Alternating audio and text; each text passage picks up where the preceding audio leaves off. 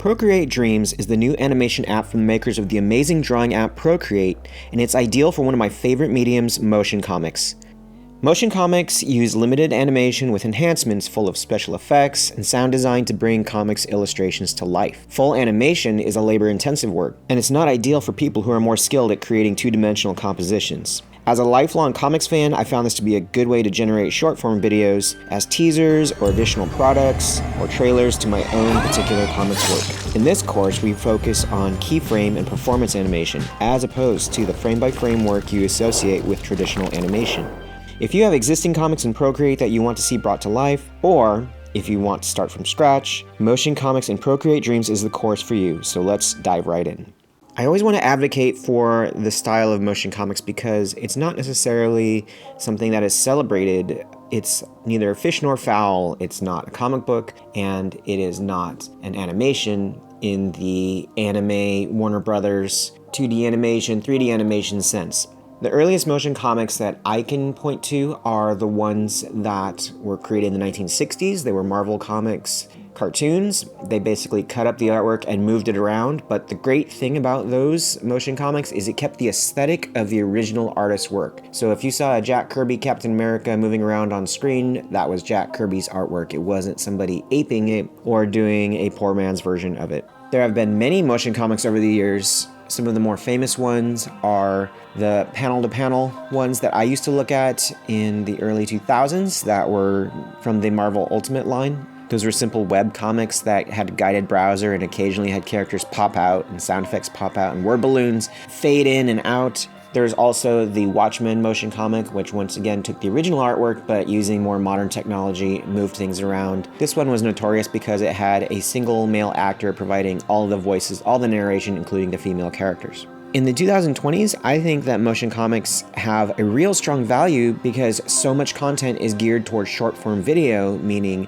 something that's like 5 seconds long, 10 seconds long, 30 seconds long. You see these as Instagram Reels, TikToks, and YouTube Shorts, and this is the way a lot of people consume their media, a lot of the way that people get their advertisements, and it's a great way to have something that just leaps off of the feed, the scroll that people do when they're swiping through their social media and really grabs a viewer, and you can turn those viewers into your readers.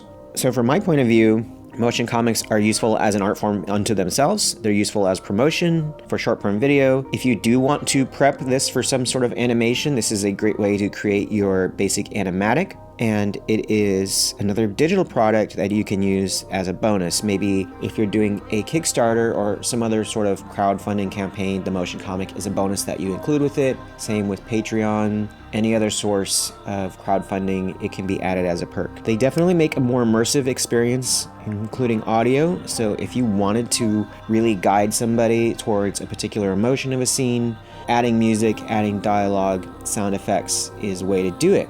This class will be separated into two basic sections. The first is going to cover moving existing artwork you have from Procreate into Procreate Dreams.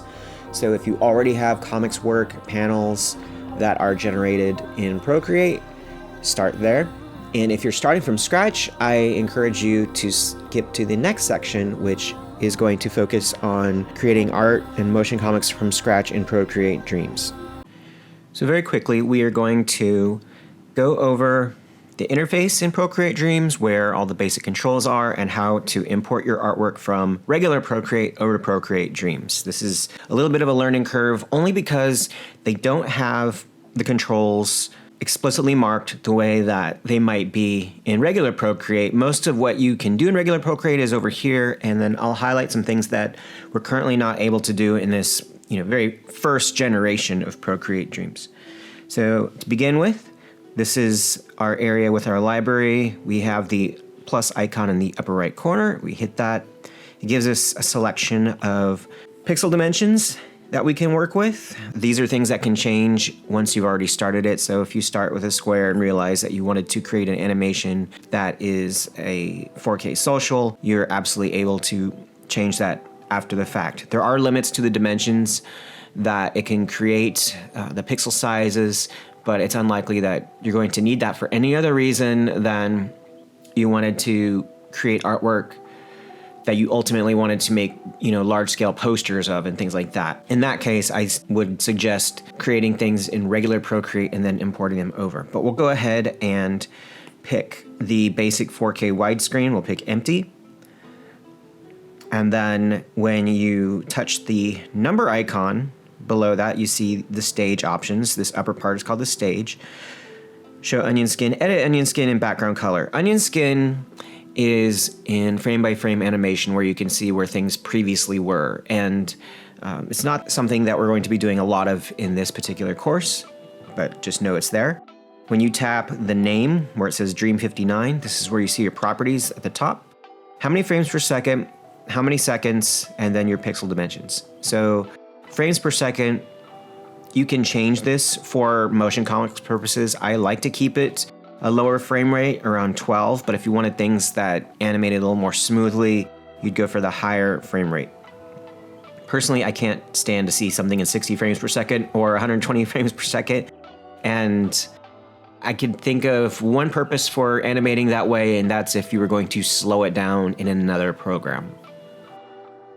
The number of seconds for your duration is adjustable. So this starts at 6 seconds, but if we wanted to go 10, type 10, there it is. Share is where you get your videos out of Procreate Dreams. We have a blank screen. We have a play, record, group, and then drawing icon. This is if you want to do some initial drawing. You have a single frame within your timeline.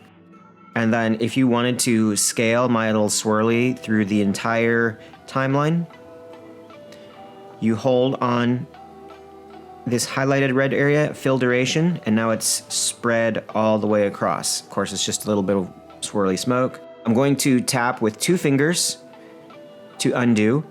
I'm going to tap with 2 fingers to undo again, all the way back to a blank screen. The plus icon next to the drawing icon is where you can add tracks, and a track could be a drawing level, it could be a photograph, a video, text, and then where it says files, that's where we import our audio off of our iPad. When I hit regular track, it's empty. So of course I could do a drawing within this track. I can also do a drawing above it. I'll go ahead and fill duration with both of these. And then within the playhead, we have a few options. And so the way that this guy and his hair are currently drawn is out of the boundaries of my 4K widescreen. If I hit done, you can see where it's actually cropped, but you're totally welcome to draw outside the barrier of that. That's especially useful if you have something like a scrolling horizon clouds. I'll do clouds that extend way out to the side and then have them move through the background of my scene. In this case, I'm just going to give a little wiggle to his hair so it looks like it has life to it. And there's 2 places I find my transform options. Number 1 is within the playhead. So I tap that. I have move.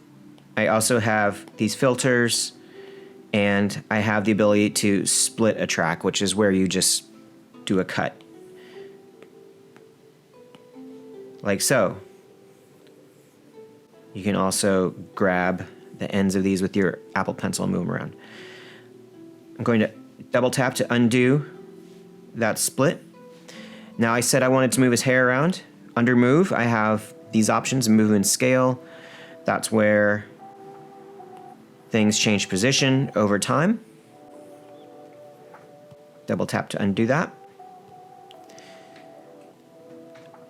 I have warp, which gives you these impact points that you can now kind of reposition things a little bit. So as I move down my timeline and add a little extra warp to it,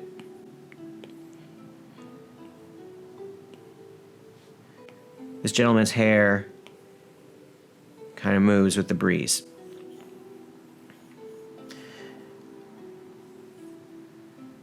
If I need to reposition a keyframe, you can do that. Hold it with your Apple Pencil and move it around. If you need to delete that keyframe, go ahead and delete it. And now it's just a straight little bit of a warp on the edge of his hair. When you start doing transformations with your playhead, when it's up here and it's a little clapboard on the track, it's not going to do anything. You need to move it below to where your effects are. Now, if I wanted to do a rotation, I tap one of these red corners and I have my little rotation icon. It's going to rotate around an anchor point, which is that area in the middle between his nose and his eye. If for whatever reason you want to move that anchor point around, these 3 dots is where you edit anchor point. So you can position it, say, put it on the point of his nose, hit done. Now it fully rotates around that axis. And if you needed to do other transformations that you're familiar with from Photoshop or regular Procreate, the 3-dot menu also has flip horizontal and flip vertical. So your transformations are in 2 places within the playhead under move and within those 3 dots. Me moving the playhead around and doing my adjustments is something that I can do on my own, setting keyframes and then sort of timing it out as I view it with this. But there's also performance capture animation, which means with the record button, if I pick up and move stuff around, it's going to set keyframes throughout those seconds that I was doing my performance animation. And now when I play it, this guy is kind of like all over the place. And those are the very basic controls for Procreate Dreams. I'm going to go ahead and clear this guy out. So his hair was on that track and his face is on this track. And I hold and I clear. One other thing you can do in the drawing icon is access the flipbook. This is where you can do very traditional frame-by-frame animation. In this class, I don't do frame-by-frame animation for my characters, my figures, but I do it for elements. So within the drawing icon and on a fresh track, I go ahead and pull down where this little tab is. I see my flipbook here. And let's say I wanted to make some loops of fire. So I've got flames, pick my color,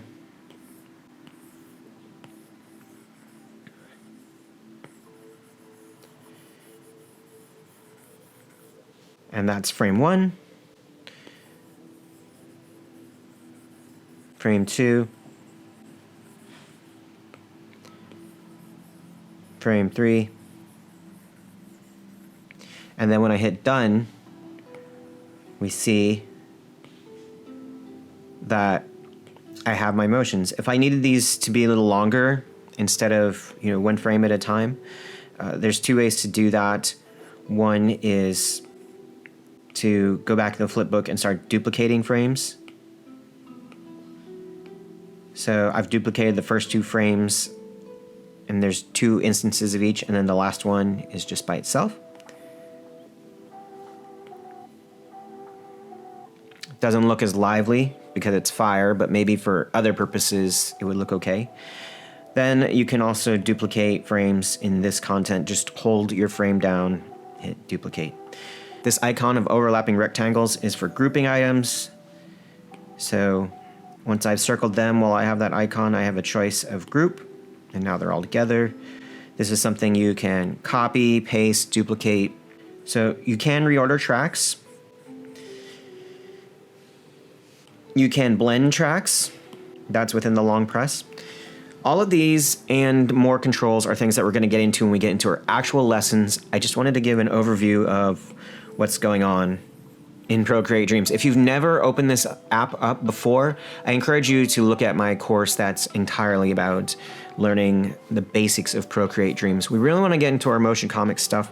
I want to import things that I've already drawn in regular Procreate. If you are familiar with regular Procreate, you probably already have a huge library of drawings that are suitable for working in animation. The way that I'm going to have regular Procreate import into this is I actually need to open it next to Procreate Dreams. So I'll go ahead and tap my icon, hold it with my Apple Pencil, move it to the side, and now I can see a lot of my stuff. If I want to import a whole drawing over, I grab it, drag it over, and it imports.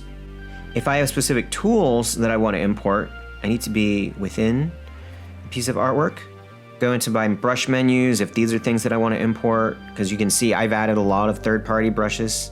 Take the one called Comics Halftone, drag it over. That's how it imports. And then the last thing that you can import, and much like the drawings and the art, if you have a particular color palette that you want to import, go ahead and grab it, bring it over. Currently in Procreate Dreams, you cannot just straight import brushes and color palettes and make them there. They all need to go through regular Procreate first, and then you can move them over to Procreate Dreams. Now, my shady Batman that I've moved over, if I only wanted to move like a particular layer over, two options. One is I can group things by highlighting them and then hitting group, or I can also just drag individual layers over. So now this Kathy looking character is involved with my Batman. I'll go ahead and double tap to get her out of there. When you import a full piece of art, like this Batman that has many layers, but I imported the entire art file, it says drawing. If I need to get to the individual elements, so I can do things like move his eye around, I long press here, one of my options. I long press on the track, and one of my options is convert layers to tracks. And now everything is on its own track, and I can affect them individually. I'm going to go through the process of creating a motion comic cover because I've already designed this cover in Procreate, not super happy with it. I know it could be a lot better. I also think that animating covers is kind of my top priority. If I want people to see these comics, having the information of what the comic is and the striking image that most people would put on their covers is kind of like a great place to start. I'll start with the original artwork. This is what I came up with. I never really got a good color scheme for this particular character. I'm not happy with it. I don't think they leap off the page. And I think since I've done this cover, I've done some research into character design and found that having like a very heavy black core is a great way to have your main character stand out amongst everybody else. So I'm going to go over to the original artwork I had in Procreate, and I'm going to group all the layers that I need for my character and flatten them. It's important to flatten these layers because if you don't, you're taking all these elements one at a time into Procreate. I still can break up some of the stuff that's off to the side of the character, meaning things that I think I can manipulate and redraw extra elements, but in my original drawing are kind of like blocked by other bits of the head. That includes the ponytails, and that's going to include the arm. So I will get the side view going from Procreate, take my flattened layer over into Procreate Dreams. There it is. And now that's a track all its own. I'm going to go into the track options by long pressing on the track with my Apple Pencil. I'm going to duplicate that track. Ultimately, I'm going to duplicate tracks for everything that I want to move around, and I'm going to erase out the parts that I don't need, and I'm going to redraw the parts that I do need. In the case of this first ponytail, it's really simple because I just need it to go from where the hair tie is out to the rest of the hair, and then I go back to my original character on the first track I imported and erase out that ponytail. The second ponytail is kind of drawn funky, it's blocked. I'm better off just duplicating my first isolated ponytail, and then within this playhead, if you long press it, you see your transform options. Currently, they're kind of limited. Procreate Dreams says they're going to be adding more, but at the moment, distort, move, and scale are the ones that I will use to get this ponytail where I want it to be. If you need to rotate around a particular anchor, the way that you change where the anchor point is these three dots in the upper corner. You tap those, it shows you your crosshairs, which is your anchor point, and now you can place it where you want it to rotate around, which in my case is hair tie is, because that's the axis things would rotate around in reality. I'm also going to place this ponytail track lower than my character. You can see through it because I never colored in my character. To do that process of coloring is kind of time consuming, so I'm going to fast forward through some of it, but essentially it's no different than anything you color in Photoshop or regular Procreate. You switch to a drawing icon, which is this wavy line. That's where we do our drawing. And with your track selected, you can add a layer. You're going to have your color on one layer and your line work on another. And I'm going to position my color layer below the line work by holding and moving the layers around. And once my coloring is full, now I can't see through my character, and the ponytail behind also gets its own coloring. I do want my entire character to move around on my cover, but it's important to me that things that have physics, like dangling hair, move around first, because ultimately all these layers are going to go into one shell. They're going to go into one group, which is the part that moves across the screen forward, backwards, all the components of the character. And within that group are these smaller elements that are going to be moving around: the hair, the arm, and what I ultimately did was move the eyes around as well, because I found having the eyes fixed in one spot did not look very lively. Process of drawing in blinks and other things, you definitely can do that. It's a lot easier if you start your artwork from scratch, knowing that you're going to animate it. This particular drawing, I didn't draw that way, so I have these kind of big bug eyes to begin with. I'm just going to move her pupils around. It's only going to be a 5-6 second animation anyways. A character who never blinks or squints in the long term looks pretty odd to stare at on a screen. So to move the hair around and simulate some physics, it's just going to be a simple matter of doing some rotations, some scales, and possibly some distortion. And you can do this either as a keyframe, which is where you set the direct points where you want things to go, or you can do this as a performance, which is where you have this record icon here. And as you do your distortions, move, rotations, transforms, all that stuff, it's recording what you do live. I love performance capture animation. I use Adobe Character Animator, which is motion capture. I think it's a great way to have naturalistic animation and things that just don't look like they go from A to B to C and don't have any sort of like randomness to them. Whether you do rotations, one pass, and then you back it up and do sort of like move and scale or distortions, it's up to you. Just know that if you are going to do move and scale first, the other two choices for transformations, warp and distort, will be unavailable to you. They're not going to let you warp things after you've already kind of rotated it around a bunch, because that would throw off the warp a lot. The last thing that I wanted to move around on my character, I did want them to fight some sort of enemy, so I wanted their swords to move. The first sword is really drawn in place and it's blocking a lot of the character. Don't think I'm going to move that, but the back sword for what would be her right hand definitely has room for movement. So I'm going to once again duplicate my track with my full character that has the arm. I'm going to erase the arm off that full character. I'm going to have the arm be alone on its own track, so I'm going to erase the character from the arm, and then I'm going to redraw the bits of the arm that are missing that would have been behind the person. And of course, on an arm, the anchor point is going to be the shoulder. That's the part the arm rotates around. So I set my anchor point to the arm and I gave it a little bit of motion. And now that I have these main components of my character moving around within their body, I'm going to use this group icon. It's the thing that looks like a rounded rectangle, and I'm going to group these layers with my Apple Pencil. You draw around them. Whatever is red is unified, it's attached to each other, but you need to long press within one of these tracks, see the option where it says group, and now you can group those layers. And then once again in the playhead, go into my transform options. You can see this is a character I can now move around,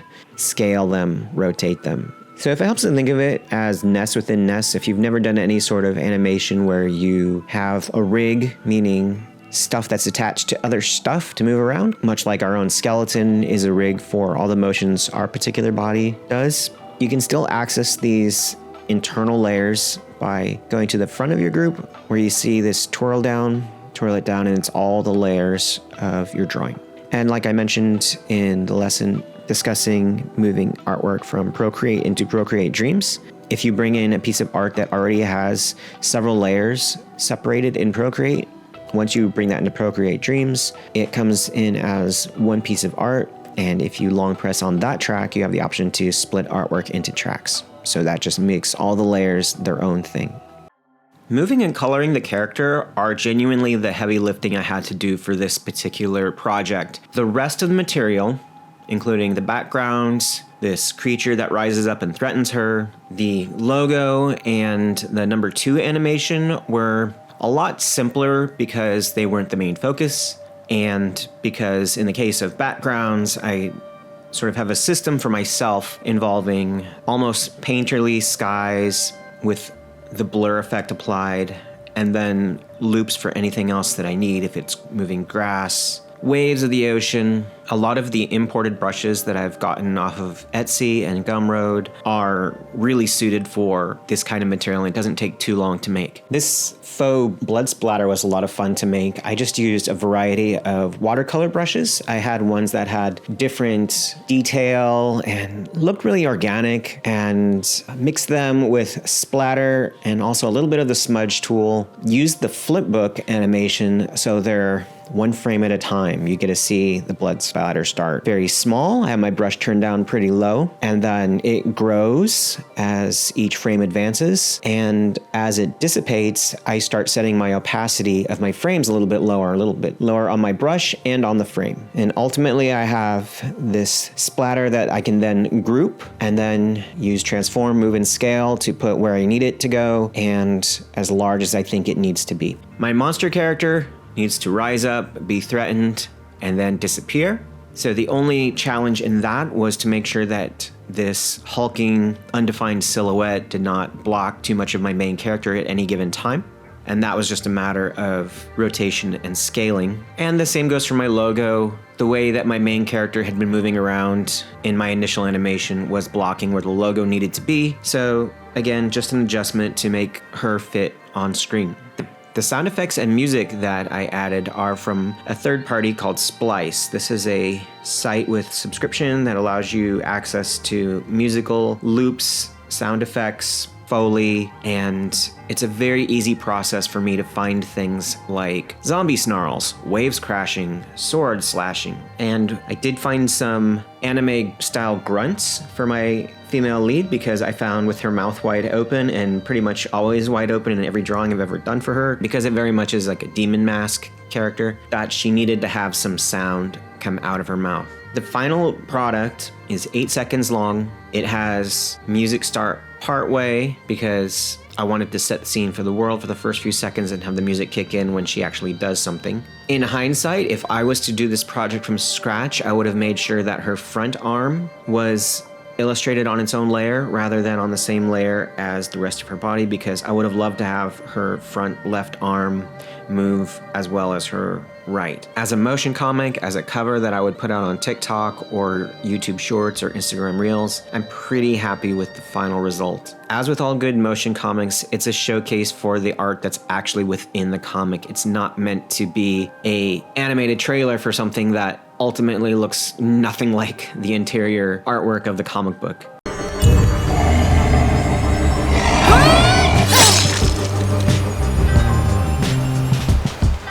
So one of the things that I've done on this motion comic cover is animate the light on the swords.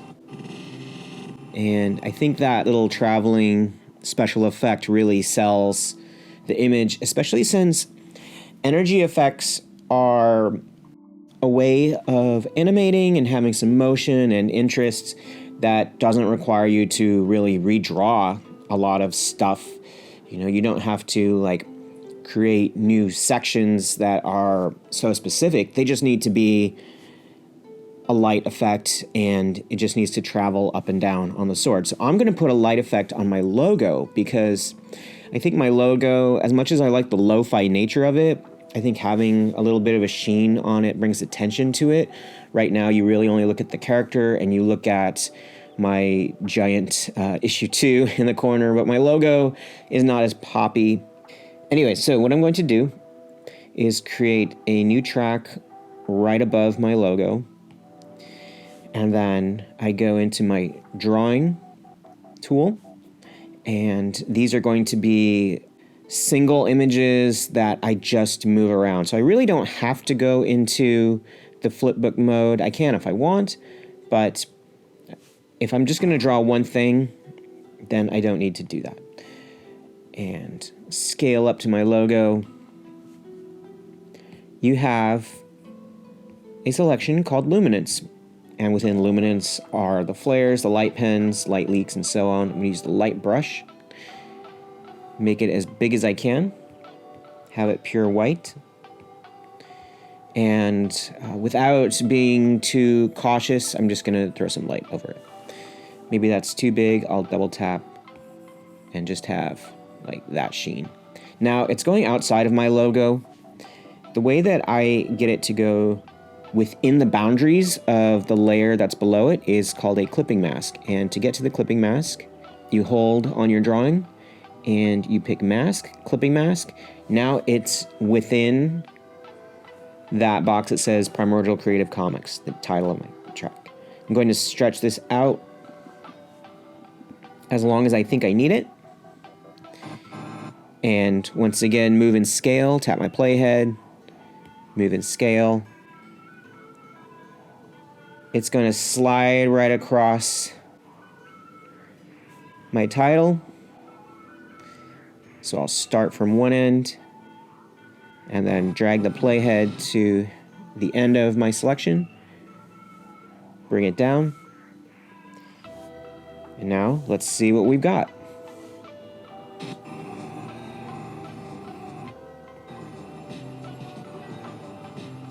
I like it. And I also like that my spacing, which I didn't plan this out to be this way, but it's kind of consistent lighting wise with what's happening on the swords, as if there was like a beam of light that went down there. I can also pick it up and move it around if I think it needs better placement. Certainly can duplicate it, but it's a real easy effect to have something be shiny, have some sheen go across it. It's just a matter of clipping masks, a luminance brush, and move and scale within your boundaries. Now, in the case of this pointy bit at the end of the sword, those are actually individual drawings within the flip book. So you'll see that we start from nothing. We start with a small point brush, gets a little bigger, gets bigger, gets smaller and soft. Change the scale of your brush, change the opacity of your brush. That's if you want to have a frame-by-frame animation. But as far as the sheen goes on the sword and what's happening on my logo, that's entirely just one drawing being repositioned within a clipping mask. At this point, we are going to create a motion comic from scratch in Procreate Dreams, and I'm going to use the blank paper approach. You are welcome to make your motion comics however you want to. If you're starting from scratch instead of importing existing artwork from regular Procreate, you can absolutely create something with reference, meaning you can get a video, screen record it, film your friends doing some movements, some actions, find existing footage online and dump it in Procreate Dreams and animate right on top of that. That's called rotoscoping. You absolutely can bring in photographs. I have done animation where I actually took a bunch of photos, stuck them in After Effects, had them move around the way I wanted them to, and then animated on top of that just to get the motions correct in a program I'm more familiar with, which is After Effects. But I think over time, I'm not going to be doing that as much in Procreate Dreams. You can absolutely do redraws of existing artwork. I have a lot of artwork that I made for comics prior to getting familiar with regular Procreate, and they were done with just, marker and Bristol board, and I like them, but I never put them out. And now that I've had a couple years of using the tools of regular Procreate, I think the fact that I never put these things out makes them ideal for redrawing them in Procreate Dreams and having them become motion comics, things that I can put on social media and YouTube and have a little bit of, liveliness to them, and probably find an audience better than they ever would if I just kept them on paper and made a zine and had it online in my Etsy store, or tabled at a Comic-Con or something that nobody would buy those. So I'm going to go with the blank paper approach. And I am thinking of using these as a panel-to-panel swipe for something like Instagram, where you can have 10 panels. Whatever the size is of your very first one is what everything else has to be.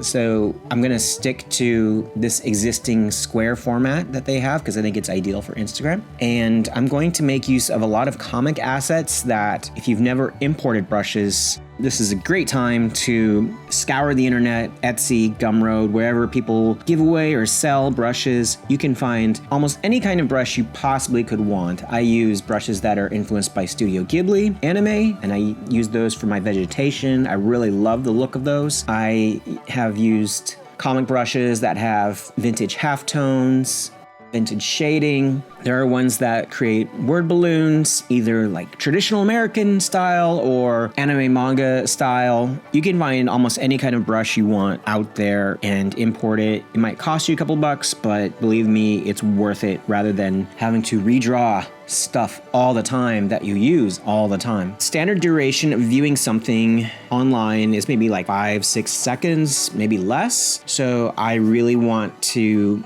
keep my animations short and punchy and to the point. I don't want to stretch out fade-ins and fade-outs and make people stare at a screen longer than they likely are to do so. Just know that one of the cool things you can do in motion comics, if you're going to do this sort of like panel-to-panel thing, is that you can vary the duration of your panels, meaning some can be short and punchy, especially if it's like a quick action, and then some can be a little bit longer if it's a more dramatic moment, if you have a lot of dialogue that you're going to fade in or showcase on the panel. You can absolutely change the duration of how long these things last. You can also make them loop, which is very hypnotic to a viewer, and it's also a neat trick if you have something happening like a very mechanized scene. Now, when we consider what kind of things are going to go in the panel, let's just say that they need to be meaningful. They can't just be random drawings of cool stuff that don't advance the story, because a lot of times on a motion comic, if it's in a social media swipe, people have the sound turned down. They maybe aren't reading dialogue as much as looking at things, so your storytelling has to be very direct. Each panel should either advance the story or the gag if it's a joke kind of comic strip, and they should add detail like setting the scene, what kind of materials an object is made of if that object is relevant. And in an ideal world, I think you would be able to do both in a panel. You would both advance the story and have detail. That's really the art of storytelling versus just making pretty pictures. Another consideration is what advantage you can take of this particular format. And by that, I mean, if you've ever been to a 3D movie, you can see they plan shots that take advantage of the 3D format. An element like depth of a set is more considered in a 3D film, and they'll have things that come towards the audience. So we have to be considerate of actions, reactions, elements like wind, light, and sound, word balloons, lettering, and sound effects, and then any sort of motion or effects related to those things like opacity, blurs, and so on.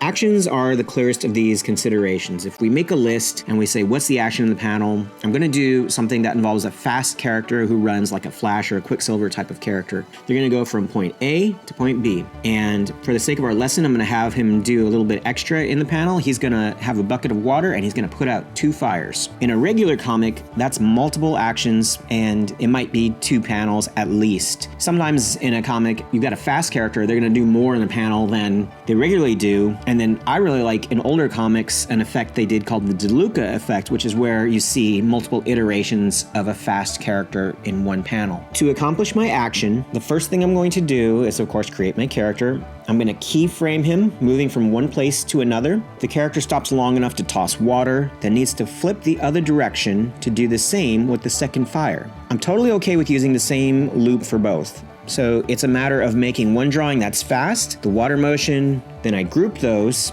and duplicate that group. My copy can be flipped to go opposite direction to take care of that side. And because this is a fast character, I can cheat on the motion by keyframing a blur effect as well as an opacity effect in between the stop and start points. Once I kind of have all my drawings together, I can also split so the middle sections can be smudged, and the character has the illusion of a motion blur that way, since there isn't a motion blur effect currently in Procreate Dreams. The other action on the screen involves burning piles. So I can make these using a fire brush and want to make the loops in a flip book. I'll group those, and then underneath that loop, I'll have my burning rubbish piles. The reaction to the action is the fire converting to smoke. So my fire flipbook loops will cease at the moment that my character runs up to them, and I need to split my loops, delete those sections. And at that point, I also need to add some flipbook smoke, which I'll mess around with the frame duration and opacity and blur to see what feels right for smoky effect, because generally the smoke is going to travel a little bit slower than firewood. This is me thinking out the logic of what my things in my scene would do. And this brings us to elements. The aforementioned fire, smoke, and also water from the bucket are the elements I'm playing with. Luckily, I have elemental brushes that I can use to make use of all of these things. I also think a fast character should kick up dust. Lastly, I think the fire from these burning pals would create a smoky sky, so I'm not going to do my standard blue sky clouds. I'm gonna have a polluted skyline and move it around a bit by keyframing some move and scale. For fun, I'm going to illustrate sound effects for what I think is the most important moment, which is the fire being put out, the sort of hissing of water going onto a fire. It would be too cluttered to have all the sounds be illustrated, so having the sounds of the running, having a sound effect on screen for that, I just think it's unnecessary and it would be way too much. I do love the tropes of comics, like the stuff they did going back historically, including thought balloons, sound effects, weird panel shapes, breaking out of the panel. Even though many of them are considered old hat, I think that's like a great thing to drop into your motion comics because it really plays up the fact that this is still a comic and it's not an animation. It's not Legends of Korra. It's not The Simpsons. It's got a lot of other stuff that it can play with that a regular animated show just isn't going to jump into. One of the bits of comics art I like is the sound effects of Frank Whiteley in the Batman and Robin comic he did with Grant Morrison. He basically makes the sound effects part of the illustrations. Famously, we have this boom sound effect in the shape of the explosion. And with Procreate Dreams, I'm not going to do the same thing Frank Whiteley did, but I can use smoke brushes to evoke the smoke sound effect. Or I can use a clipping mask in the smoke layer and have my thick flat lettering be composed of smoke. So now I have my sounds from Splice to add. Those sounds would be running, water, fire, and the fire going out. And have my thick flat lettering be composed of smoke. And that is the consideration that I put into designing this particular panel.